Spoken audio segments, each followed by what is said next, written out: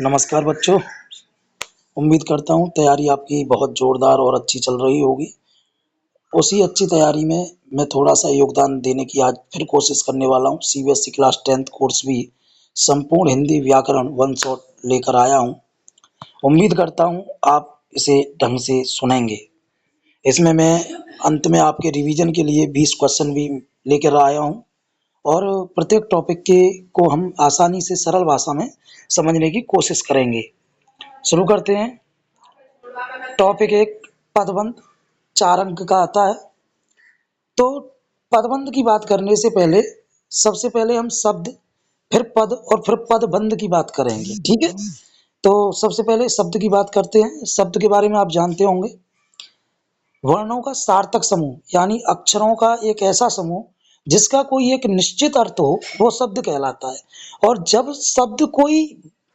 जब हम किसी शब्द को किसी वाक्य में प्रयोग कर दें तो फिर वो पद कहलाएगा, ठीक है। और उसी जब हम एक से अधिक पदों को लेकर यानी मिलाकर एक ही व्याकरणिक इकाई का काम करें, यानी जब हम किसी वाक्य में उस पद को हम जोड़ेंगे तो वो पद पूरे वाक्य को प्रेजेंट करेगा, वही पदबंध कहलाता है। ऐसे समझेंगे जब एक से अधिक पद मिलकर एक ही व्याकरणिक इकाई जैसे संज्ञा या विशेषण का काम करें, यानी पूरा पद, यानी जैसे मान के चलिए आपने वाक्य में पद का यूज किया और वो पद जो है पूरे वाक्य को प्रेजेंट कर रहा हो, महत्वपूर्ण हो रहा हो, वही उस वाक्य का पदबंध कहलाएगा।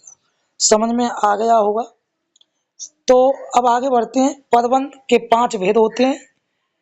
ये 5 भेद हैं आपके: संज्ञा पदबंध, सर्वनाम पदबंध, क्रिया पदबंध, विशेषण पदबंध और क्रिया विशेषण पदबंध। संज्ञा पदबंध की बात कर लेते हैं। वाक्य में संज्ञा का काम करने वाला समूह यानी अंतिम शब्द संज्ञा हो, वहां संज्ञा पदबंध होगा। जैसे उदाहरण देखेंगे, बंगले के पीछे लगा पेड़ गिर गया। कहने का मतलब ये है, संज्ञा किसे कहते हैं? किसी का भी नाम, यानी जो सार्थक हो, ऐसा नाम जिसका एक अर्थ हो, जिसका एक मीन्स हो, वही संज्ञा कहलाएगा। अब करना क्या है, जानना क्या है कि हमें ये देखना है उस वाक्य में कि चाहे वो व्यक्ति का नाम हो सकता है, चाहे वो वस्तु का नाम हो सकता है, चाहे वो स्थान का नाम हो सकता है। जैसे बंगले के पीछे लगा पेड़ गिर गया। बंगला, अब बंगला क्या है? वस्तु, स्थान, ठीक है। तो यहाँ कहने का मतलब यह है कि कहीं ना कहीं नाम आ रहा है, नाम आ रहा है, इसलिए यह संज्ञा पदबंध होगा। एक और उदाहरण देखेंगे। आज उसने ताजमहल को देखा। अब इसमें क्या नाम आ रहा है इस वाक्य में? ताजमहल, ठीक है, यानी स्थान का नाम है, इसलिए संज्ञा पदबंध है इसमें। तो संज्ञा के बारे में जानकारी हो गई। अब बात कर लेते हैं। अब करना क्या है आपको, वाक्य में संज्ञा का काम करने वाला समूह हमें देखना है, ठीक है। सर्वनाम की बात कर लेते हैं। सर्वनाम पदबंध, पहले सर्वनाम की बात कर लेते हैं। वे शब्द जो संज्ञा के स्थान पर बोले जाते हैं सर्वनाम कहलाते हैं। कैसे? जैसे मैंने वहां बोला था, जैसे मैंने बोला राम जाता है, तो राम नाम है, नाम में संज्ञा, यानी किसी का भी नाम संज्ञा। अब संज्ञा के स्थान पर ऐसे शब्द, कैसे शब्द? वे, तुम, आप, मैं, हम, हमको, हमारा, इन शब्दों का अगर हमने नाम के स्थान पर प्रयोग कर दिया तो वो सर्वनाम कहलाएगा, ठीक है। और उसी को हम कहेंगे सर्वनाम पदबंध। इसमें क्या होगा, अंतिम शब्द सर्वनाम होगा। शेर की तरह दहाड़ने वाले आप चुप क्यों हैं, ठीक है। यानी इसमें कहा गया है शेर की तरह दहाड़ने वाले आप। अब यहाँ नाम की जगह आप लगा दिया उसने। जैसे शेर की तरह दहाड़ने वाले वाले अभिमन्यु चुप क्यों है, जैसे आपकी जगह अभिमन्यु कर दिया। अगर अभिमन्यु होता तो संज्ञा होती, लेकिन यहाँ मैंने उन्हें एक संबोधन, दूसरा वर्ड दे दिया आप, यानी सर्वनाम शब्द दे दिया। तो आप चुप क्यों हैं, तो यहाँ जब पदबंध निकालेंगे तो आप से निकालेंगे। आप अगर होगा तो सर्वनाम, या शेर की तरह दहाड़ने वाले तुम चुप क्यों हो, तुम चुप क्यों हो। तो अब मैंने आपकी जगह तुम कर दिया, तो तुम भी यह सर्वनाम है, तो सर्वनाम है तो सर्वनाम पदबंध होगा। उम्मीद करता हूं संज्ञा और सर्वनाम पदबंध के बारे में आपको जानकारी हो गई होगी। अब विशेषण पदबंध की बात करते हैं। विशेषण यानी संज्ञा और सर्वनाम की विशेषता बताएं, ठीक है, उसी को हम क्या कहेंगे, विशेषण कहेंगे। जैसे पहले समझेंगे विशेषण। राम एक अच्छा लड़का है, तो जहां यहां जो मैंने अच्छा बोला वो क्या बता रहा है, विशेषता किसकी, राम की। राम कौन है, संज्ञा, संज्ञा की विशेषता बता रहा है। वह काली गाय है, अब यहाँ क्या है, वह क्या है, सर्वनाम, ठीक है। सर्वनाम की क्या विशेषता है कि काली है वो, ठीक है। तो मैं उम्मीद करता हूँ विशेषण समझ में आ गया होगा। उदाहरण देखेंगे, बड़ी बड़ी आंखों वाला लड़का रो रहा है, बड़ी बड़ी आंखों वाला लड़का रो रहा है। विशेषता क्या है, बड़ी बड़ी आंखें, ठीक है। तो बड़ी बड़ी आंखों वाला लड़का रो रहा है, तो इसमें बड़ी बड़ी आंख विशेषण है। उम्मीद करता हूँ विशेषण के बारे में भी आपको समझ में आ गया होगा। अब होगा क्या इसमें, जैसे अंडरलाइन आएगी, बड़ी बड़ी आंखों वाला, बस, और आपसे पूछा जाएगा इस पंक्ति में पदबंध बताइए, तो बड़ी बड़ी आंखों के नीचे अंडरलाइन है, इसलिए यहाँ विशेषण पदबंध होगा। अब क्रिया पदबंध की बात कर लेते हैं। पहले क्रिया की बात करेंगे, फिर क्रिया पदबंध की बात करेंगे। जिन वाक्यों के द्वारा हमें कार्य किया जा रहा है या हो रहा है या हो चुका है, यानी कार्य के बारे में बोध हो, उसी को हम क्रिया कहते हैं, ठीक है। मुख्य क्रिया और सहायक क्रियाएं मिलकर जो है क्रिया पदबंध का निर्माण करती हैं।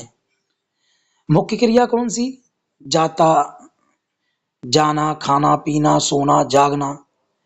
सहायक क्रिया कैसे, जैसे मैंने खाना खा लिया, तो लिया जो है वो मुख्य क्रिया है, क्या खा लिया, खाना, तो ये सहायक क्रिया होगी। आ गया समझ में। उदाहरण, वह पढ़कर सो गया, इस वाक्य में सो गया पर अंडरलाइन, सो गया होगा, सो गया होगा पर अंडरलाइन है। अब बताइए, तो सो गया होगा यानी कार्य हो रहा है, कार्य किया जा रहा है, कार्य हो चुका है, यानी कार्य के बारे में जब भी बात की जाएगी वो क्रिया पदबंध कहलाएगा। उम्मीद करता हूं क्रिया पदबंध समझ में आ गया होगा। क्रिया विशेषण, क्रिया की भी विशेषता बताए, यानी विशेषण में क्या होता है, संज्ञा और सर्वनाम की विशेषता बताता है।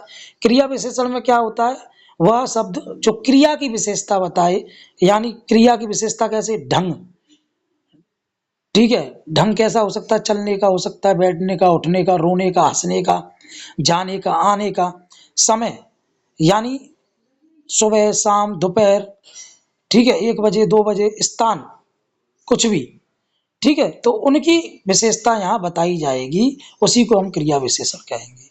कछुआ बहुत धीमी गति से चलता है, यहाँ अंडरलाइन है, बहुत धीमी गति से चलता है, बहुत धीमी गति से, हाँ बहुत धीमी गति से पर अंडरलाइन है। तो इसमें जो पदबंध होगा वो क्या होगा, क्रिया विशेषण पदबंध होगा।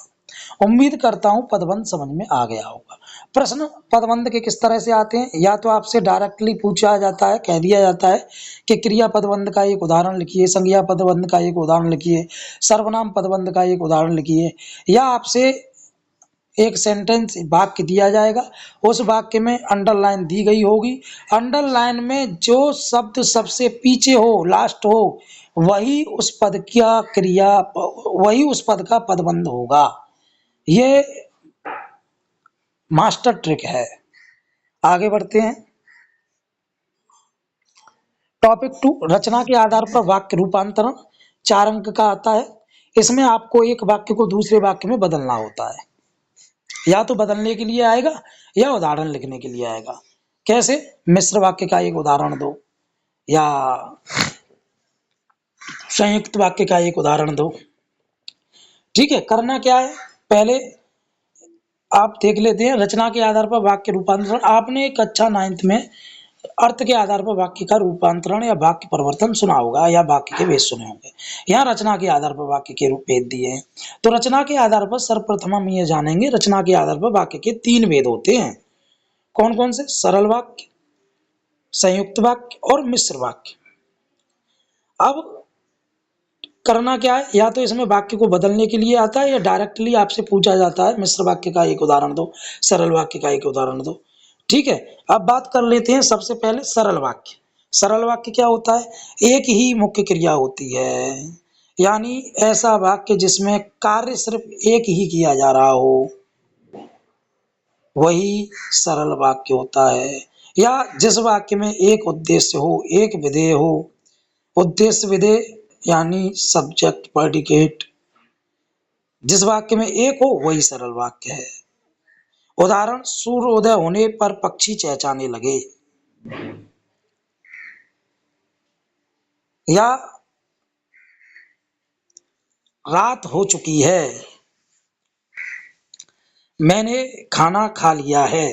तो इन सब में एक उद्देश्य है, एक विधेय है, इसलिए ये सब की सब सरल वाक्य हैं।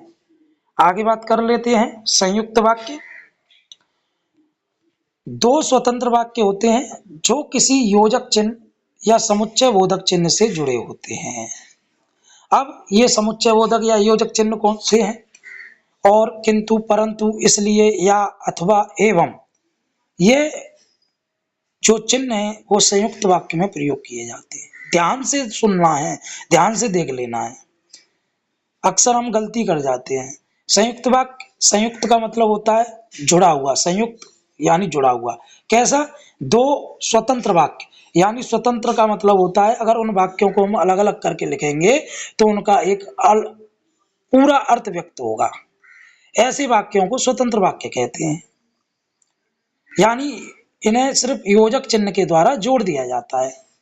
और ये योजक चिन्ह कौन से हैं? और, किंतु, परंतु, या से जुड़े होते हैं। आ गया होगा समझ में? उदाहरण देख लेते हैं, सूर्योदय हुआ और पक्षी चहचहाने लगे। अब मैंने क्या कहा? 2 स्वतंत्र वाक्य होते हैं। यहाँ योजक चिन्ह कौन सा यूज हुआ है? और को हटा दो, सूर्योदय हुआ और पक्षी चहचहाने लगे, यानी पक्षी चहचहाने, दोनों अलग अलग अर्थ व्यक्त कर रहे हैं। यानी ऐसे वाक्य जो जिनमें 2 वाक्य होते हैं, दोनों वाक्य अपना अर्थ व्यक्त अलग अलग व्यक्त करते हैं और किसी योजक चिन्ह के द्वारा जुड़े हुए होते हैं, उसी को हम संयुक्त वाक्य कहते हैं। आ गया समझ में? ठीक है, आगे बढ़ते हैं। अगर वीडियो अच्छा लग रहा हो लाइक करें, कमेंट करें। मिश्र वाक्य, एक मुख्य वाक्य और दूसरा आश्रित निर्भर वाक्य, जो किसके द्वारा जुड़े होते हैं?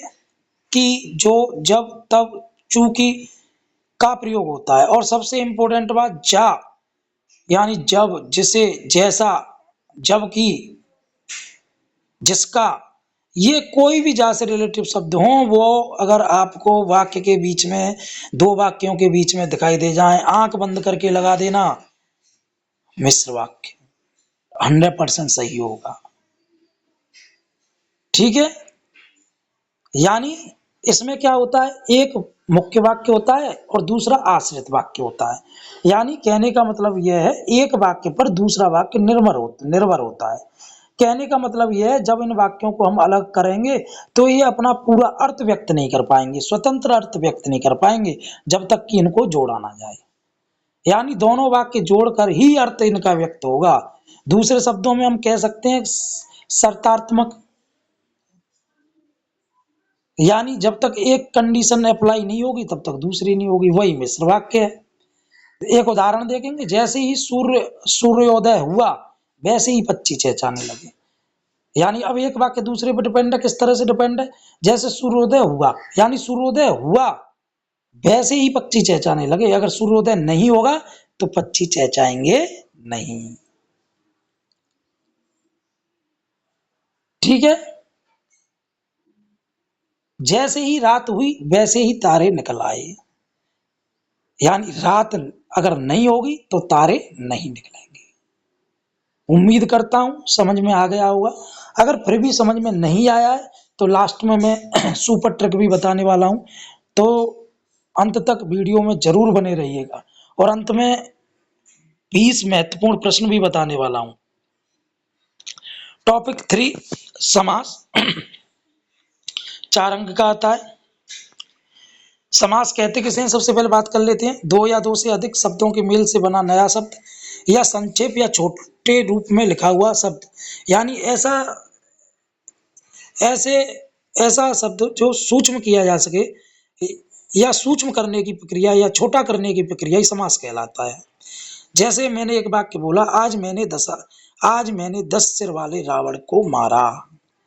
आज मैंने 10 सिर वाले रावण को मारा। अब ये कई सारे पद हैं।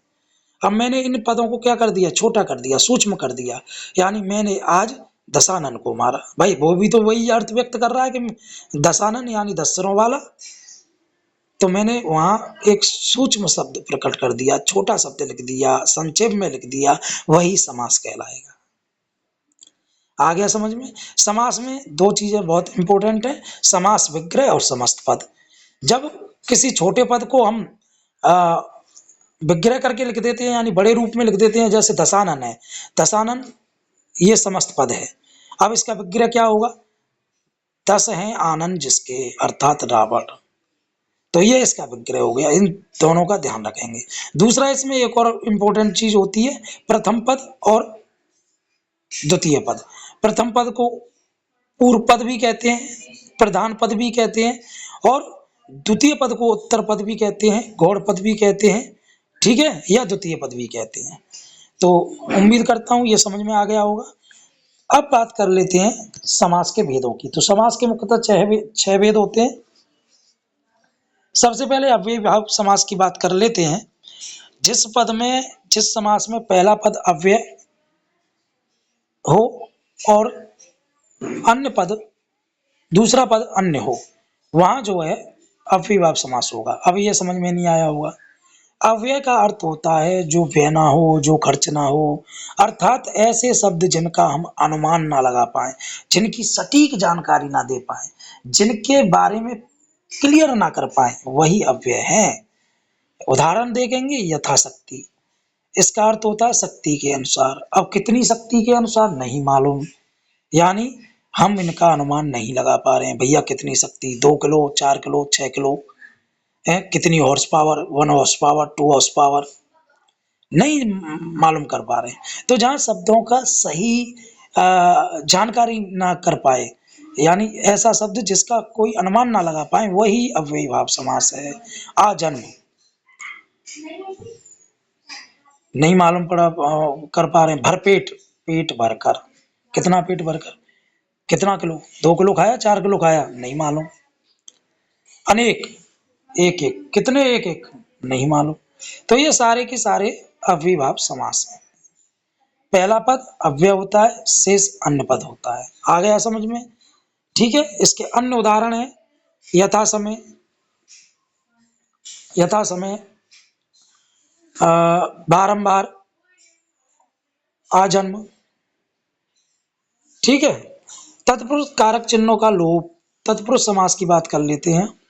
जहां कारक चिन्हों का लोप हो, लोप का मतलब है कारक चिन्ह को साइलेंट मोड पर रख दिया जाए, यानी कारक चिन्ह छुप जाए, ठीक है। जैसे राजपुत्र, राजा का पुत्र, रसोईघर, रसोई के लिए घर, विद्यालय, विद्या के लिए आलय, युद्ध वीर, युद्ध के लिए वीर, सत्याग्रह, सत्य के लिए आग्रह, यानी जहाँ कारक चिन्हों का प्रयोग हो। कारक चिन्ह कौन से होते हैं? कर्ता ने कर्म को करण से संप्रदान के लिए, अपादान से अलग होना, संबंध का की के अधिकरण में पर पे संबोधन हो और, ठीक है। लेकिन यहाँ जो है संबोधन कारक का यूज नहीं होता और कर्ता कारक का यूज नहीं होता, 6 कारकों का यूज होता है, ठीक है। तो इसका हमें ध्यान रखना है। जैसे विद्यालय बोल दिया, विद्या के लिए आलय, के लिए अधिकरण कारक हो गया, ठीक है। पेड़ से पत्ते गिरते हैं, से अपादान कारक होगा, ठीक है, यानी अपादान तत्पुरुष होगा। तो कारक चिन्हों का लोप वही है तत्पुरुष समास। आगे बढ़ते हैं।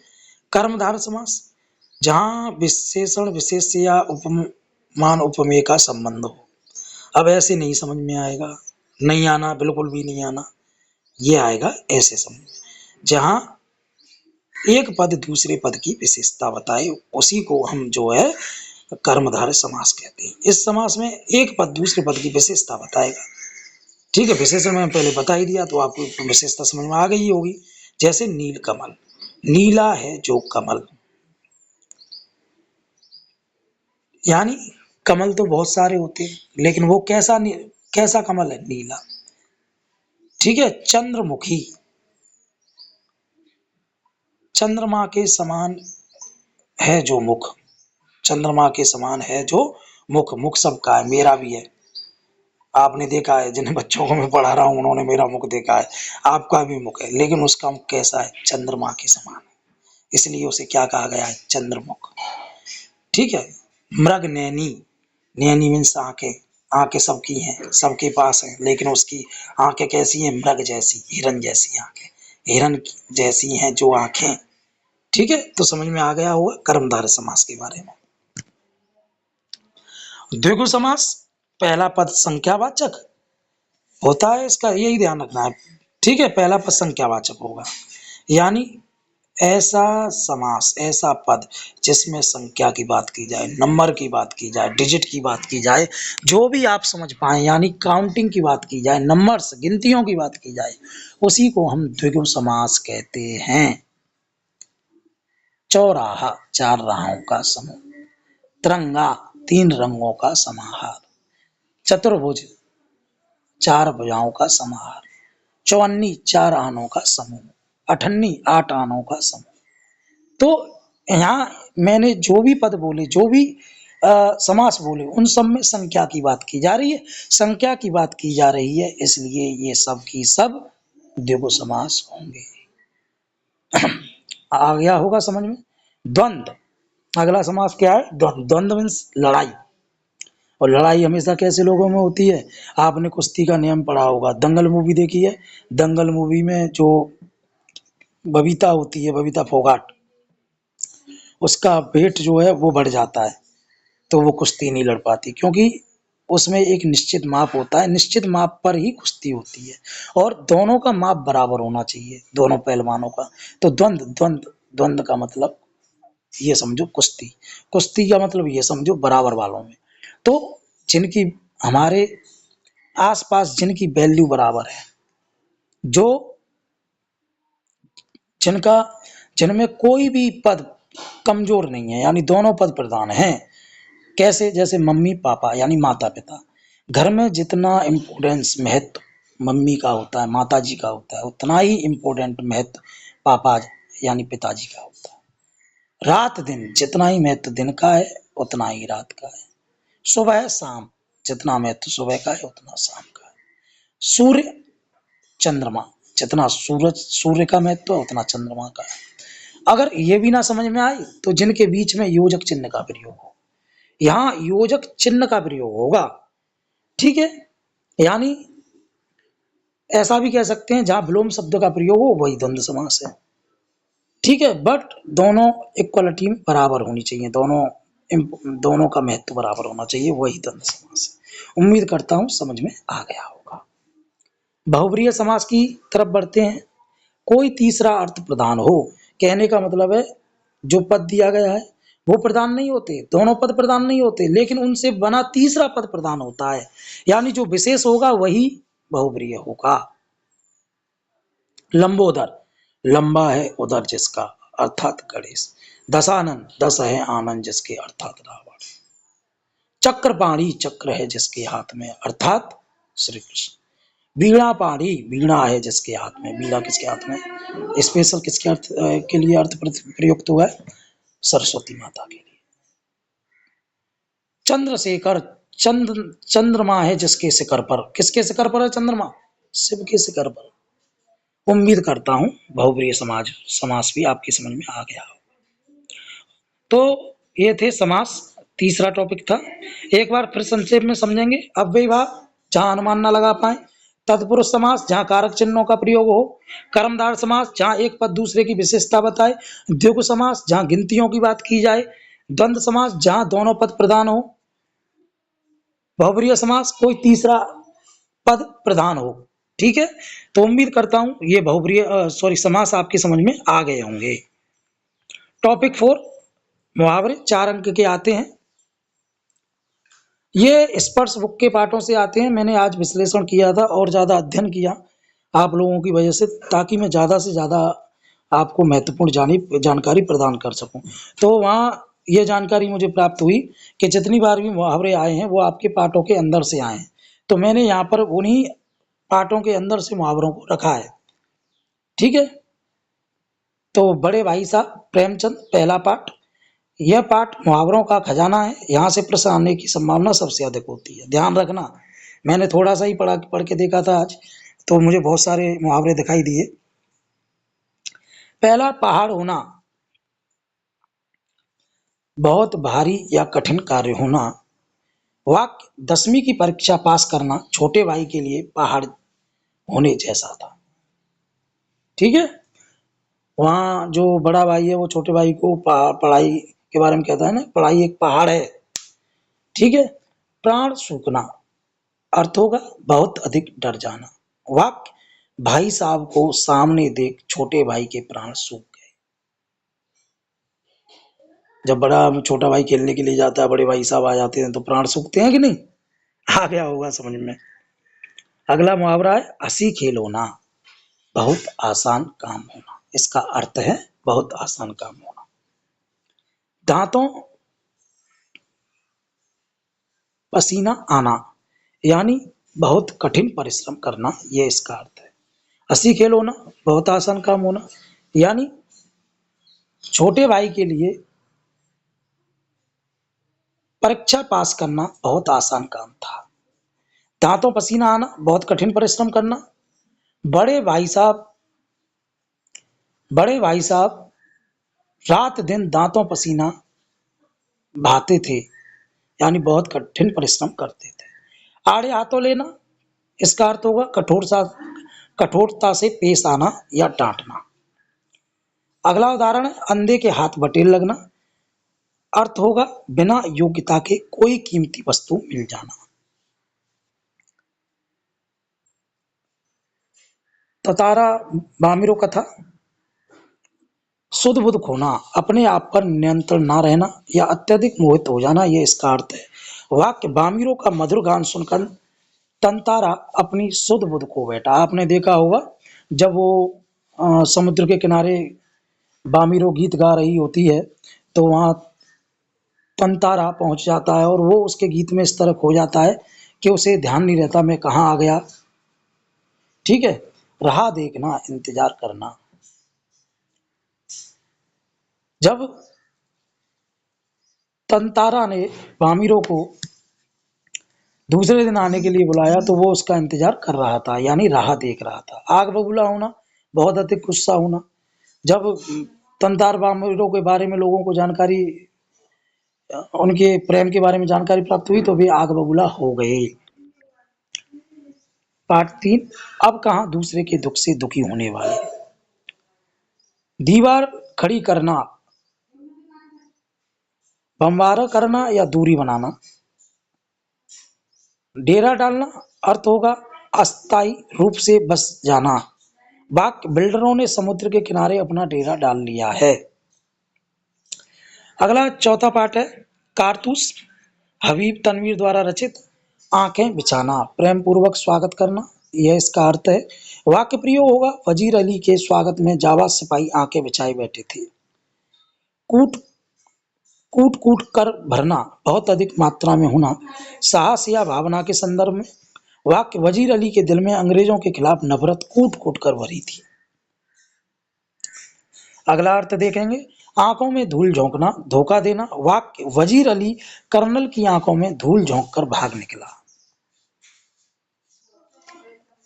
अब बात कर लेते हैं पदबंध की पहचानने की का तरीका, जो मैंने शुरुआत में बताया था कि इन्हें पहचानेंगे कैसे। संज्ञा पदबंध को कैसे पहचानेंगे? व्यक्ति वस्तु स्थान का नाम आएगा, यानी किसी वस्तु का नाम हो, व्यक्ति का नाम हो या स्थान का नाम आए। ठीक है, तो वहां क्या करेंगे, वहां जो है संज्ञा पदबंध होगा। जैसे राजा दशरथ, पुस्तक, हिमालय, ठीक है। सर्वनाम पदबंध मैं, तुम, वह, आप, कोई, जो। ठीक है, जैसे भाग्य का मारा मैं, उसने वह काम नहीं किया, वह बहुत बेकार है। ठीक है। विशेषण पदबंध कैसा, कैसी, ये देखना है, गुण या दोष देख लेना है। ठीक है। जैसे जैसे कोई सेंटेंस है, जैसे वह लड़का अच्छा है, तो हम कहेंगे वह लड़का कैसा है, तो यहाँ क्या जवाब आएगा, अच्छा है। या उसकी चोटी बहुत लंबी है, तो यहाँ प्रश्न करेंगे उसकी चोटी कैसी है, यहाँ आंसर में क्या आएगा, लंबी। यानी गुण, दोष, सुंदर और टिकाऊ। ठीक है। यानी विशेषण यानी विशेषता देख लेंगे, तो वहां विशेषण पदबंध हो जाएगा। क्रिया पदबंध में क्या करेंगे, वाक्य के अंत में एक्शन वर्ड सो गया होगा, यानी कार्य का में जो क्रिया है वो क्या हो रही है, गया होगा, गई होगी, खा लिया होगा, खा लिया, पी लिया, जाग गया, पढ़ना, लिखना। ठीक है। क्रिया विशेषण में हम पूछेंगे कैसे, कहाँ, कब। कैसे पूछेंगे, वो बहुत तेज दौड़ रहा है, वो कैसे दौड़ रहा है, बहुत तेज दौड़ रहा है। चिड़िया दाना धीरे धीरे चिड़िया छत पर दाना धीरे धीरे चुन रही है। ठीक है। आगे बढ़ते हैं, वाक्य रूपांतरण के कीवर्ड्स देख लेते हैं। सरल वाक्य का देखेंगे, कोई योजक चिन्ह शब्द नहीं, एक ही उद्देश्य, एक ही विधेय। ठीक है। यानी सरल वाक्य जहां कोई एक उद्देश्य, एक विधेय, सरल वाक्य। संयुक्त वाक्य और एवं, तथा, या, अथवा, किंतु, परंतु, लेकिन, इसलिए। स्वतंत्र वाक्य प्लस योजक प्लस स्वतंत्र वाक्य। कहने का मतलब है स्वतंत्र वाक्य यानी अलग अलग अर्थ व्यक्त करेंगे दोनों वाक्य, लेकिन उन्हें योजक चिन्ह के द्वारा जोड़ा जाएगा। ये योजक चिन्ह है, और एवं, तथा, या, अथवा, किंतु, परंतु, लेकिन, इसलिए। ठीक है। मिश्र वाक्य कि, जो, क्योंकि, जब, तब, जहां, तहां, यदि, तो, यद्यपि, तद्यपि। ठीक है। यहाँ एक प्रधान वाक्य होगा, एक आश्रित वाक्य होगा, यानी एक वाक्य दूसरे वाक्य पर निर्भर होगा, डिपेंड होगा। ठीक है। आगे बढ़ते हैं, समास विग्रह और पहचान तालिका। समास विग्रह के बारे में, अव्ययीभाव पहला पद उपसर्ग होगा, यथा, आ, भर, प्रति, जैसे यथा शक्ति, प्रतिदिन। ठीक है। भरपेट, पेट के आगे भर, यानी उपसर्ग लगा हुआ होगा। या जिन शब्दों के बारे में हम सटीक जानकारी ना दे पाए वही अव्ययीभाव समास होगा, अनुमान ना लगा पाए वही अव्ययीभाव समास होगा। तत्पुरुष समास, तत्पुरुष विग्रह करने पर कारक चिन्ह का लोप होगा, कारक चिन्ह का यूज, यानी तत्पुरुष समास। कर्मधार जहां एक पद दूसरे पद की विशेषता बताए वही कर्मधार होगा। देगु जहां गिनतियों की बात की जाए वो देगु समास होगा। द्वंद्व जहां दोनों पद बराबर के हों वह द्वंद्व होगा। बहुव्रीहि जहां तीसरा पद प्रधान होगा, यानी विशेष शब्द के लिए जो भी शब्द आए वही बहुव्रीहि समास होगा। अब बात कर लेते हैं महत्वपूर्ण प्रश्नों की। प्रिय विद्यार्थियों, ये जो मैंने प्रश्न दिए हैं इन्हें हल करें और अपनी तैयारी जांच लें। आपको इन प्रश्नों के उत्तर कमेंट में करने हैं। मैं देखूंगा कितने विद्यार्थियों के सारे प्रश्न सही हैं। ठीक है। तो आप रेडी रहें, रेडी हो चुके होंगे, तैयार हैं। इन प्रश्नों को करना बहुत ज़्यादा महत्वपूर्ण है। ठीक है। और कमेंट में आपको इन प्रश्नों के उत्तर देने हैं। पदबंध से देख लेते हैं। पदबंध, तारा एक नेक और मददगार व्यक्ति था। पदबंध भेद लिखिए। कहने का मतलब है जो अंडरलाइन दी है उसका पदबंध बताना है। ठीक है। सदा हंसते रहने वाले आप आज उदास क्यों हैं, तो सदा हंसते रहने वाले आप, इसका पदबंध बताना है। वह दौड़ते दौड़ते थक गया, तो दौड़ते दौड़ते थक गया, इसका पदबंध बताना है। छत पर बैठा हुआ कबूतर उड़ गया, इसका पदबंध आपको बताना है। ठीक है। अगर उत्तर ना आए या उत्तर आपको जांचने हो पहले कमेंट कर लीजिएगा। कमेंट में अगर उत्तर किसी को जांचने हो तो मुझे कमेंट में ये लिख देना कि आंसर की, तो मैं इन सब के आंसर आपको प्रोवाइड करा दूंगा। ठीक है। नदी कल कल करती हुई बह रही है। अब अंडरलाइन किस पे? कल कल करती हुई। तो इसमें इसका पदबंध बताना है। ठीक है। रचना के आधार पर वाक्य के रूपांतरण। सूर्योदय होने पर पक्षी चहचहाने लगे, मिश्र वाक्य में बदलना है। जैसे ही मास्टर जी आए सब शांत हो गए, सरल वाक्य में बदलना है।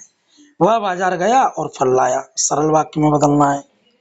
सफेद कमीज वाला लड़का मेरा भाई है, मिश्र वाक्य में बदलना है। ठीक है।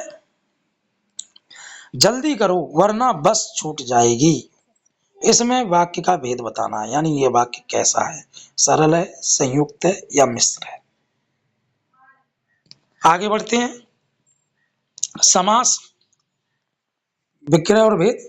शताब्दी, विग्रह और समास का नाम बताओ। यानी शताब्दी शब्द में शताब्दी का विग्रह भी करना है और समास का नाम भी बताना है। अगला प्रश्न है दशानन, बहुब्री और द्विगु में अंतर स्पष्ट करते हुए विग्रह करें। यानी दशानन समास को बहुब्री और द्विगु दोनों समासों में परिवर्तित करना है। द्विगु यानी संख्या, बहुब्री यानी विशेष। यथा समय समास भेद बताइए, यानी समास का नाम बताना है। ठीक है। भाई बहन में कौन विग्रह करना है, भाई और बहन का। पाकेट मार समास का नाम बताना है। ठीक है। मुहावरे जो कि बहुत महत्वपूर्ण है।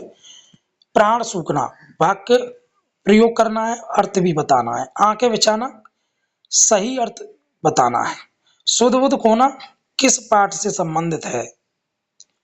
लोहे के चने चबाना, अर्थ लिखना है।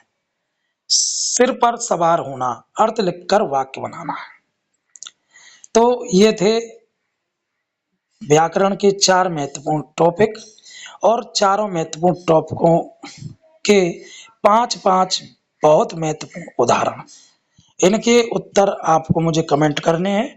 उत्तर जांचने के लिए कमेंट में आंसर की लिखना है। और उम्मीद करता हूँ वीडियो आपको पसंद आई होगी।